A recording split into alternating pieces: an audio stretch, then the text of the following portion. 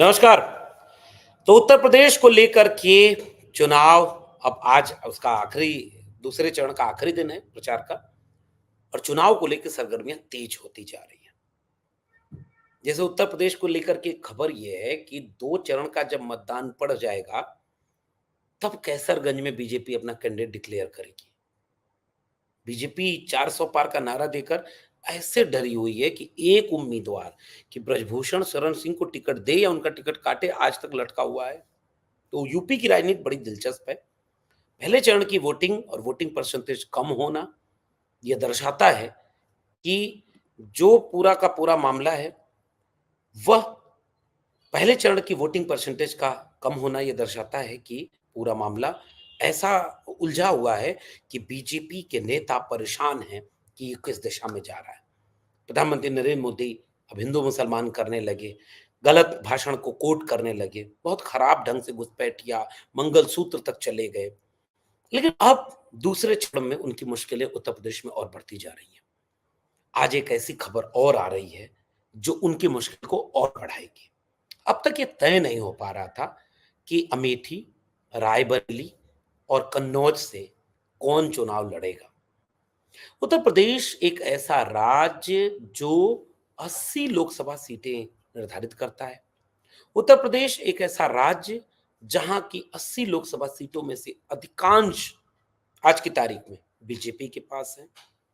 और बीजेपी जिस राज्य में राम मंदिर बनवाई हो, ऐसा बीजेपी कहती है, हम नहीं कह रहे। वो तो मंदिर के नाम पर वोट मांग रहे हो और इलेक्शन खामोश गायब। इलेक्शन खामोश आयोग नहीं, गायब। ऐसे में बीजेपी किसी भी सूरत में उत्तर प्रदेश में अपना प्रदर्शन कमजोर नहीं होने देना चाहेगी।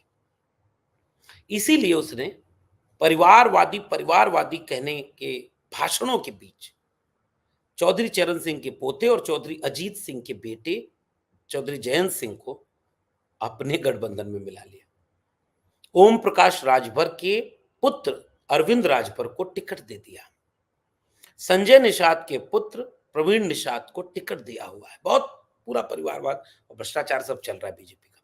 बीजेपी कहीं से भी उत्तर प्रदेश में अपने को कमजोर नहीं होने देना चाहती।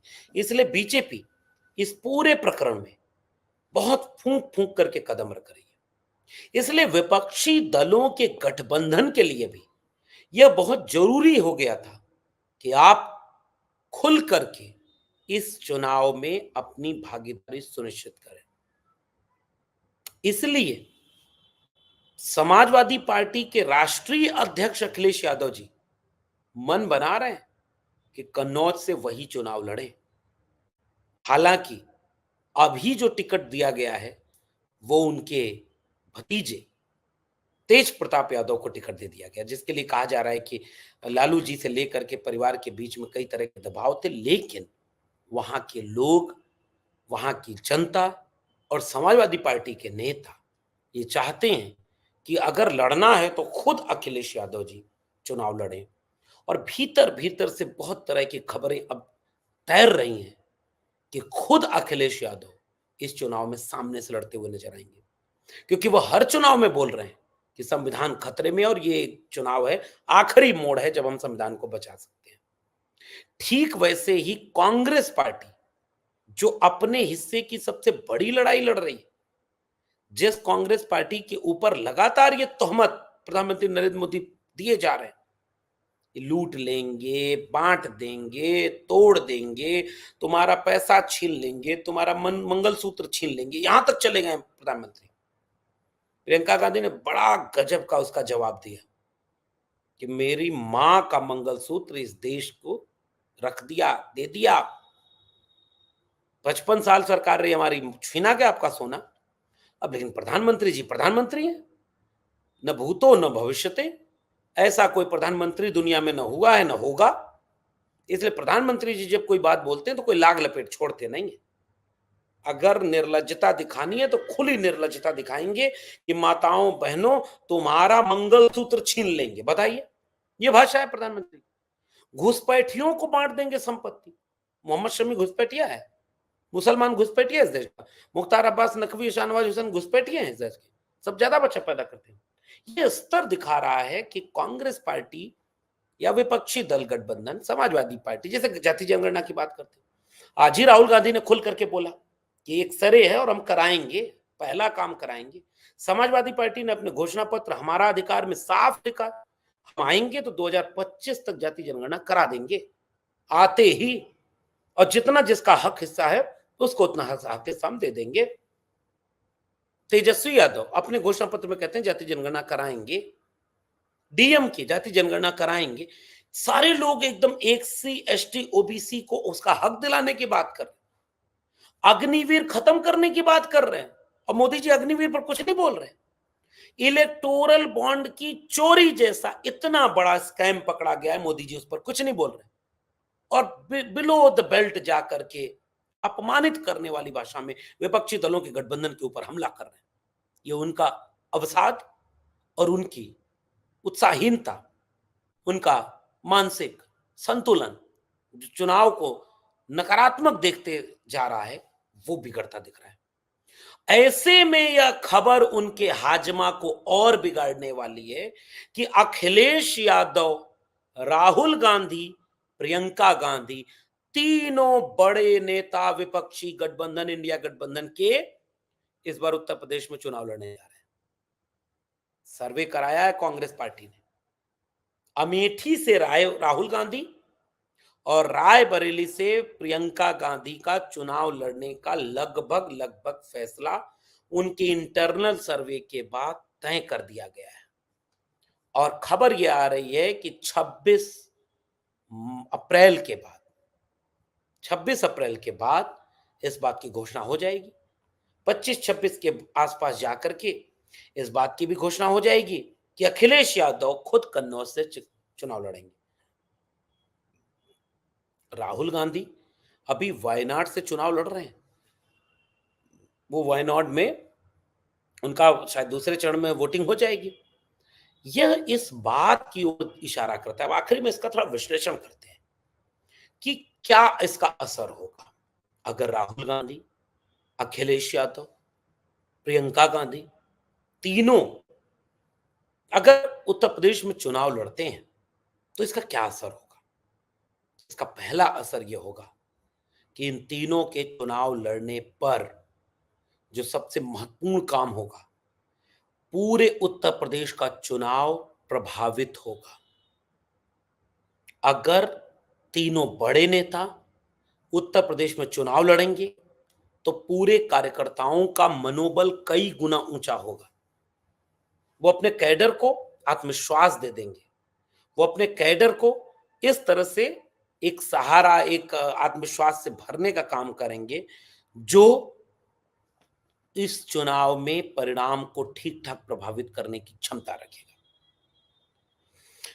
कैडर चार्ज जब होता है तो वो जमीन पर बूथ मजबूत करता है, वोट डलवाने जाता है, वोट की हिफाजत करता है, और जब तक वोट नहीं पड़े होते हैं तब तक वो वोट के लिए माहौल बनाता है, प्रचार करता है, अपने एजेंडे, अपनी विचारधारा, अपने चुनावी मुद्दों को जनता तक पहुंचाता है।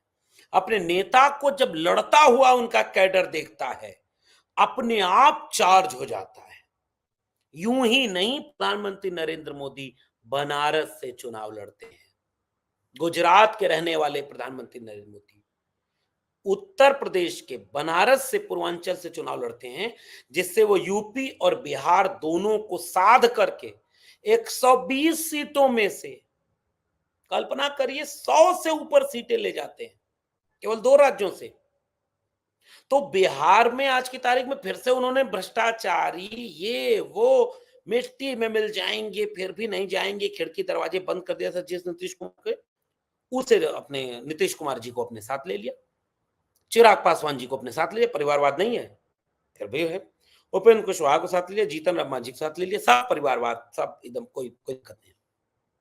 लेकिन बिहार में महागठबंधन जो बना हुआ है, 17 महीने की तेजस्वी यादव की सरकार के नौकरी का सवाल, उनके मैनिफेस्टो में जाति जनगणना से लेकर के नौकरी देने का सवाल हो, अग्निवीर के खत्म किए जाने का सवाल हो, किसानों के हित का सवाल हो, बिहार में मामला 50-50 हो गया है।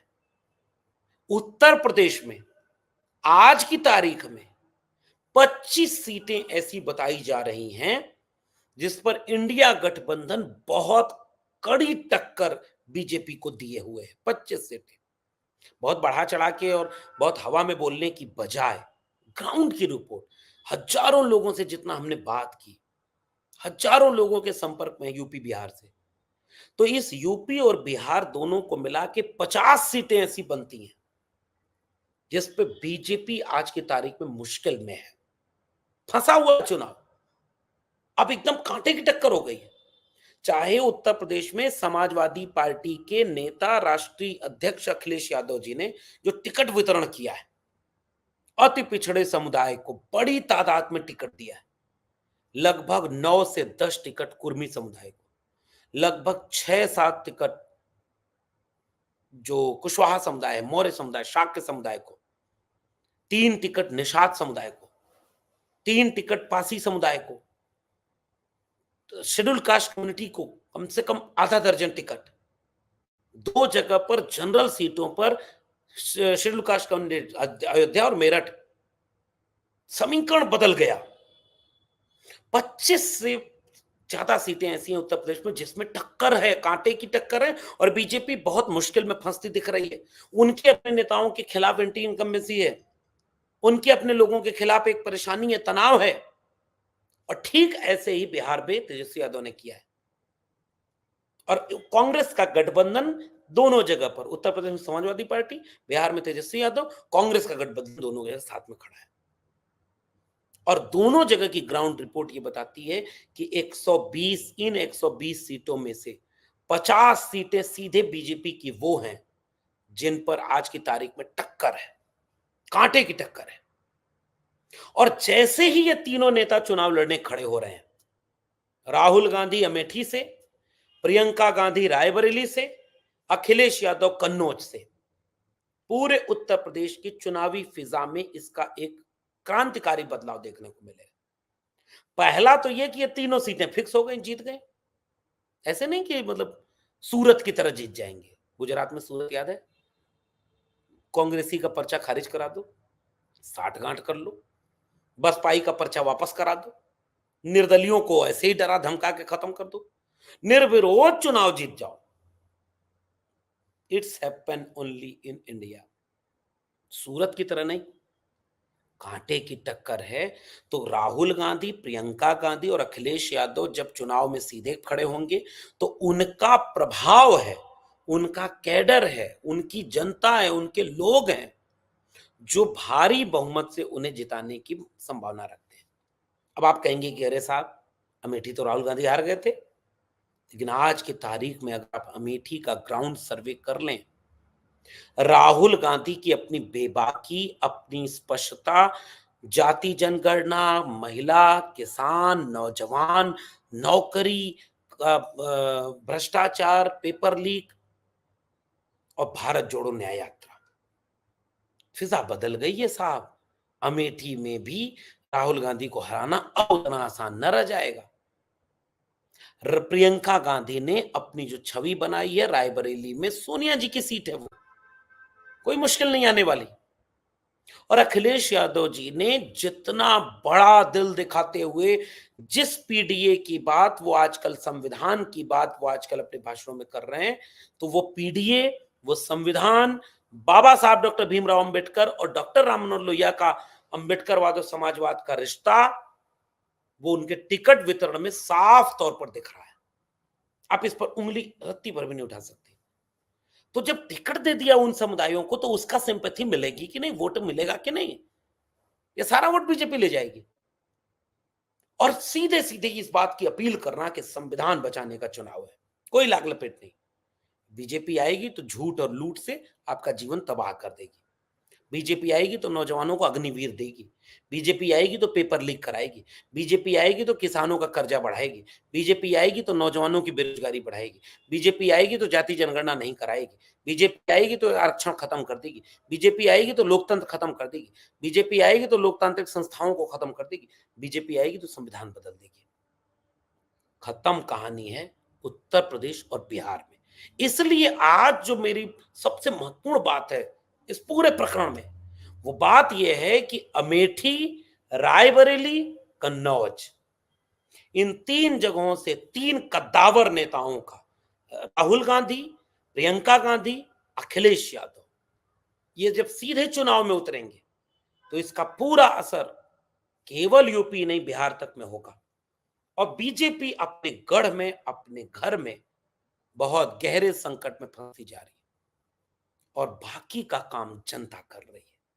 जनता चुप है, जनता खामोश है, जनता में वो उत्तेजना नहीं है जो 14 और 19 में थी।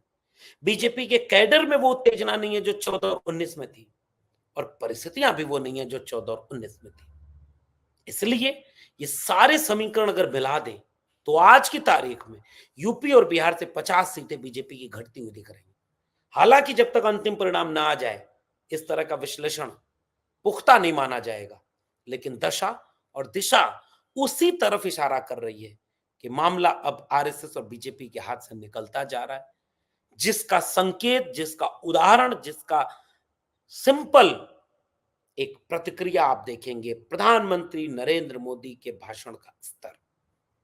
ऐसे वक्त में जब चुनाव एकदम कांटे का हो, जब चुनाव आमने सामने का हो, जब चुनाव आर या पार का हो, तो अखिलेश यादव हो, राहुल गांधी हो, प्रियंका गांधी हो, इनका जिम्मेदारी, इनका फर्ज बनता है कि सामने आकर के चुनाव लड़ें और अपने कैडर में इतना आत्मविश्वास भरें कि वो गांव कस्बों तक जा करके, वो आखिरी व्यक्ति तक जा करके, वो एक एक व्यक्ति तक जा करके किसान, नौजवान, मजदूर, दलित, पिछड़े, आदिवासी, महिला, गरीब, कमजोर, मजलूम, उनको यह सच बताए कि इस बार का चुनाव कितना महत्वपूर्ण है। तो आगे आने वाले समय में अगर यह खबर पुख्ता हो जाती है कि तीनों बड़े नेता उत्तर प्रदेश से चुनाव लड़ रहे हैं, तो बीजेपी मुश्किल में आती जाएगी। इस पूरे प्रकरण पर आपका क्या मानना है, नीचे कमेंट बॉक्स में जरूर बताइएगा। फिर मिलेंगे किसी और टिप्पणी के साथ, तब तक के लिए बहुत बहुत धन्यवाद।